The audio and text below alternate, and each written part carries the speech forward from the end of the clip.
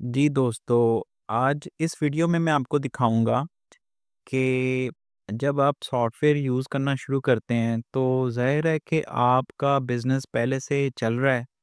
आपके कुछ कस्टमर्स बने हुए हैं, उनका बैलेंस पहले से चल रहा है। कुछ सप्लायर्स हैं, उनका भी बैलेंस चल रहा है। तो चलते हुए कारोबार में इस सॉफ्टवेयर को किस तरह से आप शुरू कर सकते हैं और उनका जो रनिंग बैलेंस है, वो किस तरह से आप इस सॉफ्टवेयर के अंदर कन्वर्ट कर सकते हैं। तो आज की हमारी वीडियो का टॉपिक ये होगा। तो एग्ज़ाम्पल के तौर पे मैं अगर आपको दिखा दूँ कि ये हमारा एक कस्टमर है उबैद ख़ान, ठीक है? इसका ये रनिंग चल रहा है हमारे साथ लेजर, ठीक है? जून तक इसका जो बैलेंस आ रहा है हमारे पास वो है ₹75,000, ठीक है? यानी कि मैं अब इस सॉफ्टवेयर में जून तक का जो बैलेंस है ना, वो तो डाल दूँगा ओपनिंग बैलेंस और जून के बाद वाली जो एंट्रीज़ हैं वो सिस्टम में एंटर करके तो मैं इसका बैलेंस अपडेट कर लूँगा अपने पास जो कि आना चाहिए ₹45,000, ठीक है? तो इस वीडियो में मैं आपको इन डिटेल सारी एंट्रीज़ बता दूँगा कि आपने किस तरह से लेके चलना है। अब इधर आपकी अपनी मर्ज़ी है कि आप पूरे के पूरा लेजर एंटर करना चाहें सिस्टम में या जून तक का एक पॉइंट बना लें, जून से पहले तक का आप ओपनिंग बैलेंस डालें और जून के बाद की जो तमाम एंट्रीज़ है वो आप इस सिस्टम में कर दें, ठीक है? तो हम यही अज़्यूम करते हैं कि जून तक जो है ना हम ₹75,000 ओपनिंग बैलेंस में डाल देंगे और जून के बाद की जो एंट्रीज़ हैं, जो भी 4, 5, 8, 10 जितनी भी एंट्रीज़ हैं उनको हम कंप्यूटर में लिख लेंगे, सॉफ्टवेयर में लिख लेंगे और एंडिंग बैलेंस जो है ना अगस्त तक का एंडिंग बैलेंस उसका ₹45,000 सिस्टम में आना चाहिए, ठीक है? फिर अगस्त के बाद जो भी सेल परचेज़ करेंगे, जो भी रिसीट्स करेंगे, तो वो एंटर होती जाएँगी और उसका बैलेंस फिर चलता रहेगा, ठीक हो गया? तो आइए इसको शुरू कर लेते हैं। सबसे पहले जो मुझे काम करना है कि मास्टर इन्फॉर्मेशन में जाना है और कस्टमर अकाउंट्स में जाके मैं उबैद खान लिख लूँगा, ठीक है? ये मैंने एक कस्टमर बना लिया और जून तक का जो मेरा बैलेंस आ रहा है इसके साथ, ठीक है? जून तक मैं एक डेडलाइन बना रहा हूँ। इसका बैलेंस मैंने ₹75,000 सिस्टम में डाल देना है। अच्छा, ये तो हो गया। आगे मैं इसका नंबर लिखना चाहता हूँ, मैं इसका नंबर लिख सकता हूँ, एड्रेस लिखना चाहता हूँ, तो वो भी लिख लूँगा। ज़ाहिर है जब मैं इसका लेजर प्रिंट करूँगा, ये तमाम चीज़ें मुझे उस लेजर में शो ऑफ हो जाएँगी।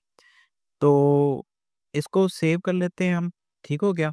यहाँ तक के तो ओके सिस्टम ब जब मैं रिपोर्ट लूँगा और यहाँ से मैं उबैद खान जो है उसको सिलेक्ट करूँगा तो उसका लेजर जब देखूँगा अकाउंट लेजर तो ये मुझे दिखाना चाहिए ₹75,000, ठीक है? ₹75,000 अभी तक उसका बैलेंस मुझे नज़र आ रहा है, ठीक हो गया?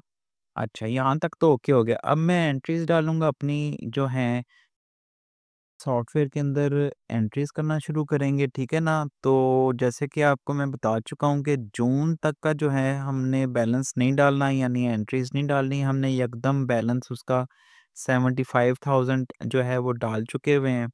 अब ये जो 3 एंट्रीज़ हैं, ये मैं आपको सिस्टम में करके दिखा दूँगा और किस तरह करनी है आइए ये देखते हैं। तो सबसे पहली एंट्री जो है ना वो 6 जुलाई की है जो हमने कैश रिसीव किया क्रेडिट किया हमने, ठीक है ना? तो आपने सिस्टम में आ जाना है। सिस्टम में आ जाने के बाद आपने जेवी ओपन कर देना है। जेवी ओपन करने के बाद ये एक एंट्री 12 नवंबर की आ रही है। आपने यहाँ से नई एंट्री डाल देनी है, ठीक है ना? मंथ आ जाएगा 7 और दिन आ जाएगा 6।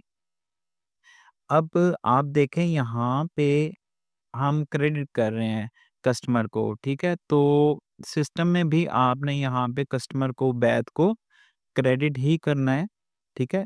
और किस अमाउंट से 60,000 की अमाउंट से क्रेडिट करना है। ज़ाहिर है कि वो जब कैश आपको पे कर रहा है तो आपको रिसीट्स हो रही हैं। जब आपको रिसीट हो रही हैं तो या तो आप किसी बैंक में रिसीव करेंगे या ना कैश में रिसीव करेंगे, ठीक है ना? तो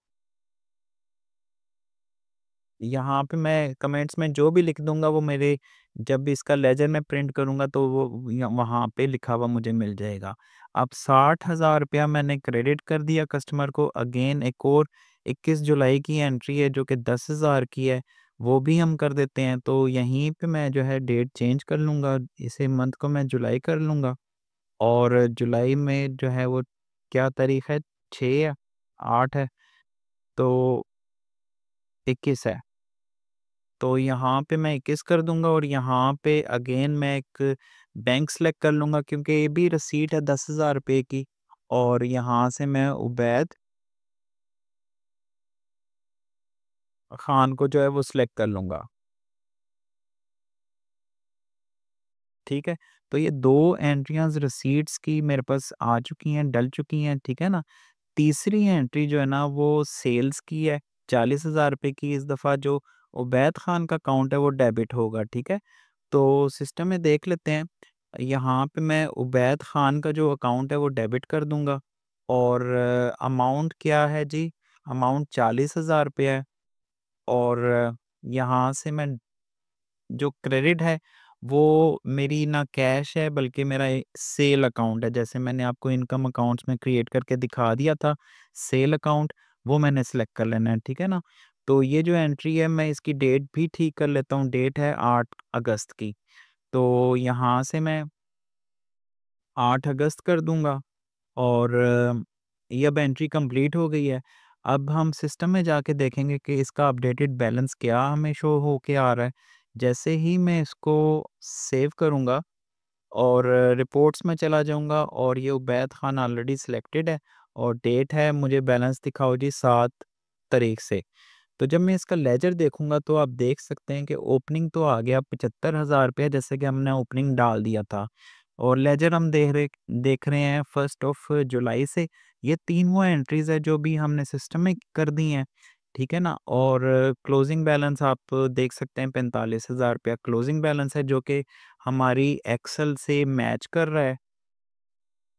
और लास्ट क्लोजिंग बैलेंस इसका 75,000 था, यानी कि ओके हो गया। इसका मतलब ये है कि आप कस्टमर हो या सप्लायर अकाउंट हो, आपने उसको देख लेना कि आपके खाते में अगर वो अमाउंट क्रेडिट हो रही है तो आपने जनरल वाउचर में जाके अमाउंट लिख के, तो कस्टमर हो या सप्लायर हो जिसका भी लेजर हो उसको क्रेडिट करना है, ठीक है? अगर अमाउंट डेबिट हो रही है तो कस्टमर है या सप्लायर है तो आपने अमाउंट उसका अकाउंट डेबिट में लिखना है, ठीक है? अमाउंट अमाउंट में आ जाएगी, और सेल्स के लिए हम सेल्स अकाउंट क्रेडिट कर देंगे इस केस में, ठीक है ना?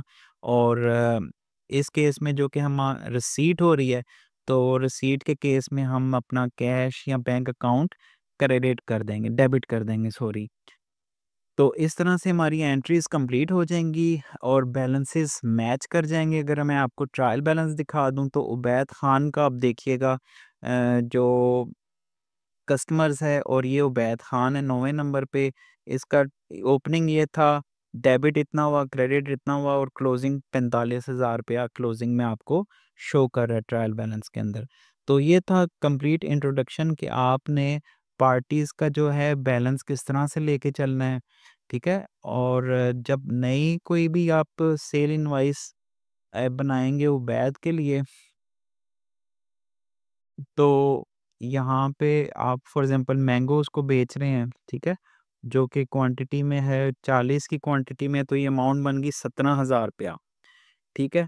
तो जब भी आप इस सेल इनवॉइस को करेंगे सेव एंड क्लोज़, तो 17,000 रुपए का जो है वो आप रिपोर्ट्स में जाके, लेजर में जाके आप यहाँ पे देख लेंगे जी, सेल हुई है, इस तारीख को हुई है, डेबिट 20,000 उसने कर दिया। क्यों 20,000 कर दिया? ये हमारी जो है जीएसटी जो है ना परसेंटेज थी, मैं आपको दोबारा दिखा देता हूँ जाके, 20,000 क्यों आया?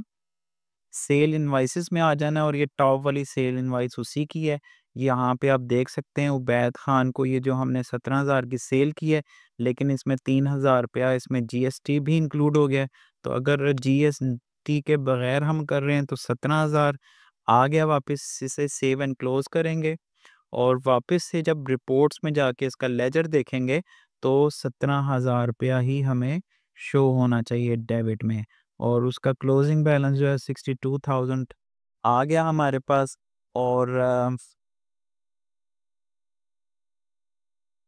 और जैसे ही हमें कोई रिसीट होती है तो आज की तारीख में नहीं, कल की तारीख में बिलफ़र्ज़ हमें रिसीट हुई है, जिस भी तारीख में रिसीट हुई है हमने पहले वो डेट सेलेक्ट कर लेनी है। तो देखें यहाँ पे भी डेट वो सेलेक्ट होती जा रही है।